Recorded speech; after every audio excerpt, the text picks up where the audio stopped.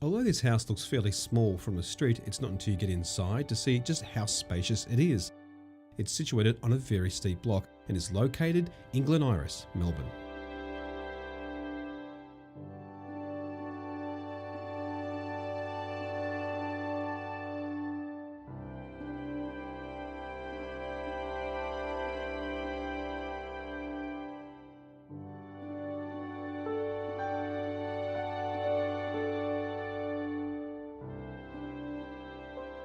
So I mean, this area here, I mean, it's pretty pricey, Glen Iris. Let's be honest. Yep.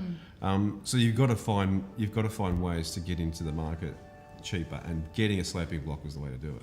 Absolutely. Yeah. I think taking on something that a lot of other people wouldn't take on gave us a point of difference, because the houses in the price bracket that we were looking for were going for too much money and still had too much that needed to be done to them. So we couldn't get anything at that sort of level. The money you spent on this and then what you would have paid for a flat block, did it work out any value?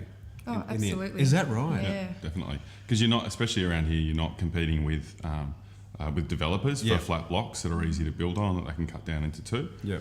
So that made a big difference, and you can do something more interesting with the block as well. And that is so true, because I mean, here you've got downstairs, you've got all the sleeping accommodation, and you kind of walk in here and you've got the pool on one side and the al fresco on the other. I mean, you just project homes, they don't build them like this. No. It's got character and personality, hasn't it? Yeah. We lived in a similar home we built last time, and so we kind of knew what we wanted this time. So this was... Isn't that... You found a formula that works? Yeah. Yeah, absolutely. Now, Megan, what was the thing for you? What did you have to have in this house, and how did you work through the design? We liked the aspect, so looking out over the treetops, we feel like we're sitting amongst the trees up here. And just enough room, different living zones for the boys to play, so that we can enjoy a movie up here while they're downstairs. Having all the bedrooms downstairs, I reckon, is a winner. They've got their own playroom, I guess. Yes. And they could really make some mess down there, and really, who cares? Yeah, exactly. It's hidden away. Yeah, because you want the home to be a home you can live in and make some mess, don't you? Yeah. And they've got their own zone out there, so they can go from playing inside on their video games or Lego, and then they can go straight out the back to the backyard, to the trampoline and all that sort of area.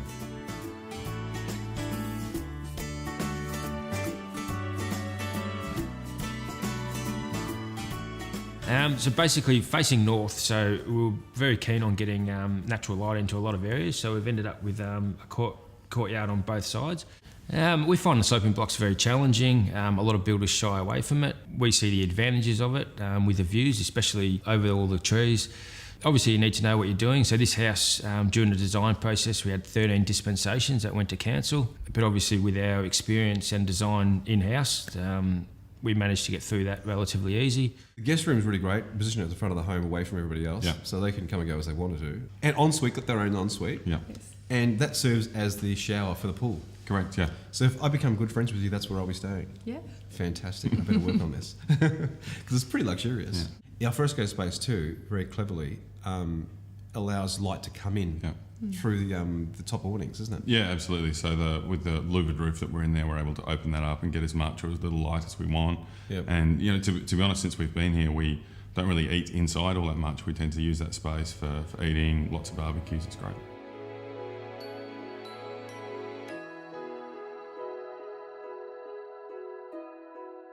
Also, I love what you've chosen here as far as the kitchen fittings and fixtures goes. The black's really in right now, the black taps. Yeah, it is. And you've married it with the pendant lighting as well.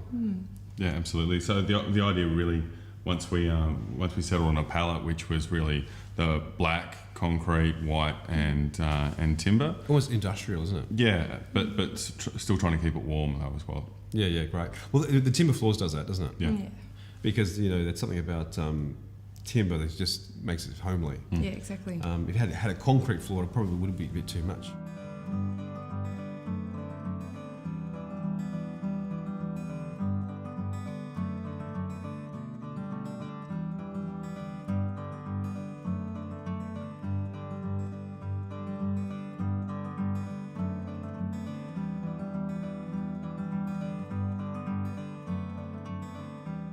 Cost. Are we able to talk about cost? I mean, what does it cost to build something like this? So the total cost was probably about $1 million. Great. Which was probably 20% more than what you'd pay for the same sort of house built on a flat block. Okay, so you've saved some money. Yeah. In this area, your Glen Iris, you're never going to over capitalise. Exactly. You know, it's just always going to value. Yeah. Thank you so much, Megan and Craig, for letting us come through and look at your beautiful home. You've done an absolutely wonderful job.